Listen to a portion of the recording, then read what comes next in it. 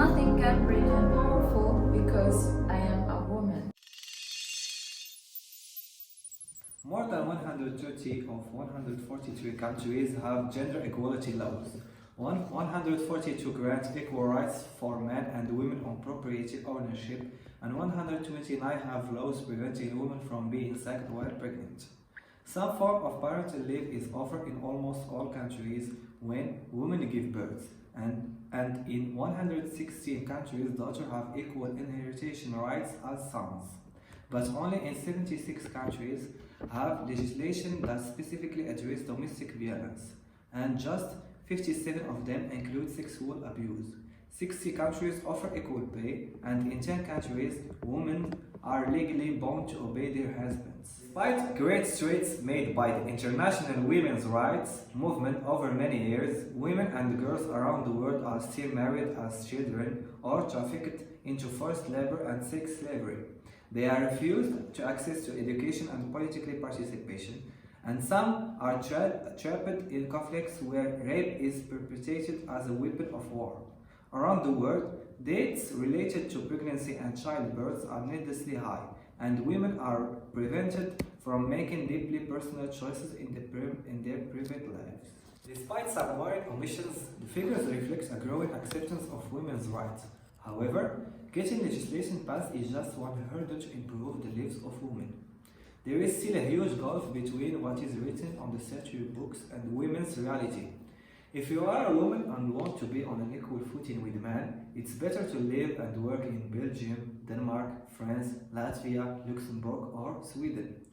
The World Bank, which has tracked legal changes for the past decade, found these were the only countries in the world to enshrine gender equality in laws affecting work.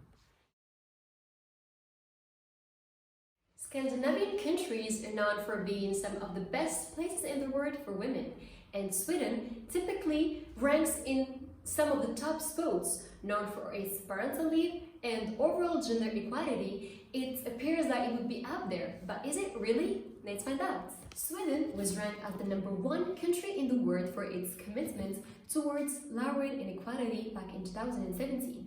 And The Economist previously reported that Sweden is the best country in the world for working women. It has never placed further than 4th in relation to the global gender gap since 2006.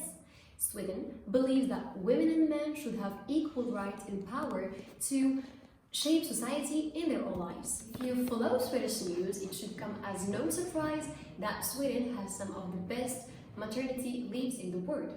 In Sweden, parents receive 480 days of parental leave, with 90% of those days specifically for fathers and for the parent to use up until the child is 8 years old.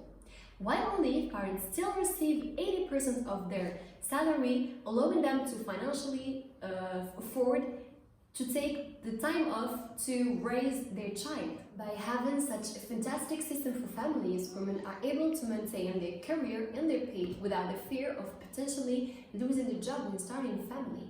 In many other countries, women tend to be overlooked, who don't get paid as much due to already being a mother. However, having a system like this allows women to not to have to choose between their career and their family. Compared to the rest of the world, Sweden is a fantastic place for women, but there are still some issues that need to be addressed in the workplace. According to Business Insider Nordic, there are 40% more women that hold college degrees than men, yet they are paid on average 30% less than their male colleagues. Of all the managerial positions held in Sweden, only 39% of those positions are held by women, and only 38% of board members are women. Although this number is low, it is still far better than the European average of 23%. Fortunately, Sweden does have a high percentage of parliament members at 47%, but the nation has yet to elect its first female prime minister.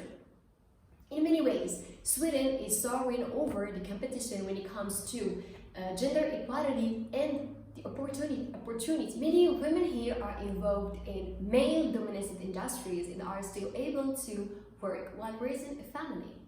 Gender equality is a pressure issue, but thankfully Sweden is committed to closing the gender gap.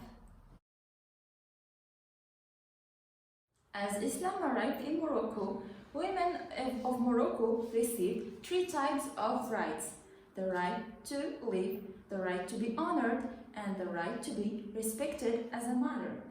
In the past, woman is identified as an element of this order, and masculine is associated to the order, which means the only holder of power is man. But after Morocco's independence, women were able to start going to school that don't focus only on teaching religion, but also other sciences and other subjects. In 2004, the king reformed the Mudwana, which gave women the more legal equality and led to the improvement of their states by giving them the right to divorce their husband and to child custody and to child support. Also, the minimum age to enter into marriage was raised to 18, and women are no longer required to have a male guardian to improve their marriage. In 2011, Constitution guarantees equal protection, and women became more strategic and important element in society by integrating politics as equal competitors to men and also entering public spheres as men do. So the relationship between two sexes became more natural and dynamic, characterized by collective consciousness. Moreover, Morocco has the ability and the opportunity to improve the conditions of women, fulfill their international and domestic laws and values. Additionally, through the transformative power of legal formalism, the implementation of the reforms at the ground level has the capacity to empower women. Finally, Moroccan women are close to 50% of the population. So, if society doesn't encourage them, help them, educate them, and be fair to them, we will have an handicapped society. No nation will ever run with a marathon with athletes running using one leg. Denmark is among the countries with the worst lowest income inequality, according to the OECD, which looks at income inequality as measured by the Gini coefficients across all 35 member states. It also has the lowest poverty rate among the OECD countries, where poverty is measured as the percentage of people who receive less than half the median national income. Equality is important to the Danes. The Danish governing coalition almost always includes a Minister of Equality. Culturally, equality is also a deeply ingrained value in Denmark. The fictional but much discussed law of Jante contains dictates such as "don't think you're better than we are" and "don't think you are anyone special." Denmark scores well on the World Economic Forum's Gender Equality Index. Women in Denmark generally work outside the home and pursue careers while raising a family, assisted by the country's generous parental leave and tax-subsidized daycare. Women are well represented in Denmark's government. About 40% of the representatives in Denmark's parliament, the Folketing, are female, and so are many of the country's ministers. Denmark's first female prime minister, Helle Thorning-Schmidt, took office in 2011.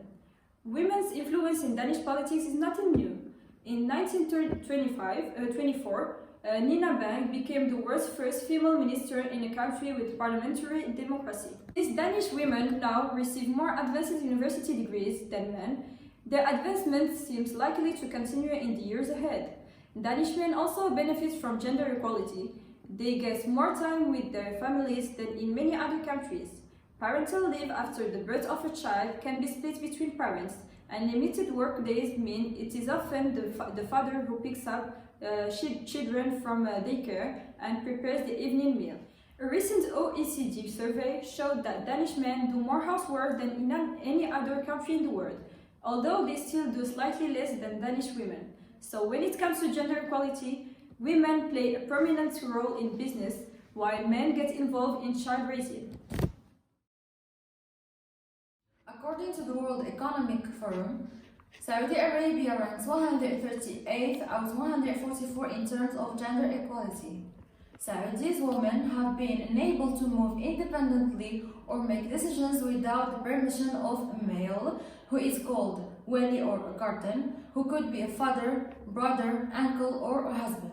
They cannot travel or study abroad, get passports, work, or even see a doctor without permission. And when they fight for their rights, they can be arrested. Wearing abaya is obligatory. They have to cover the complete body, leaving the face, hands, and feet visible. And in some areas, women have to wear a scarf covering the entire face except the ears. The government of Saudi Arabia commands marriage at the age of 15 years old, but now minor girls get married by their own agreement, and forced marriages are officially forbidden. We know that in Saudi Arabia, women can't drive, so they can take public transport. No, this is forbidden too. The fundamental principle in Saudi Arabia is man on the side, woman on the other, to avoid contact with a non-man. There are always areas for women and areas for men in public places. In Pizza Hut or Magdo, for example, they have spaces for families, spaces for single men, and spaces for single women. Women don't work, but it's evolving. In 2011, 11% of women worked in the private sector, now is 13%. But the choice of profession is always restricted and they receive lower salary. In past years, women's rights have changed and several laws have been lifted because of their courage, manifestations, and fighting. In 2012 was the first time when females are allowed to participate in the Olympics.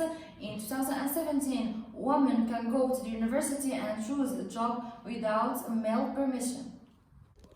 And in 2018, Saudi Arabia allowed them to drive and join the military. Nowadays, Saudi Arabia is working to diversify and modernize her economy and social reforms where women are central at the plan by getting them into jobs and giving them more freedom. So for many Saudi women, the future looks a lot promising.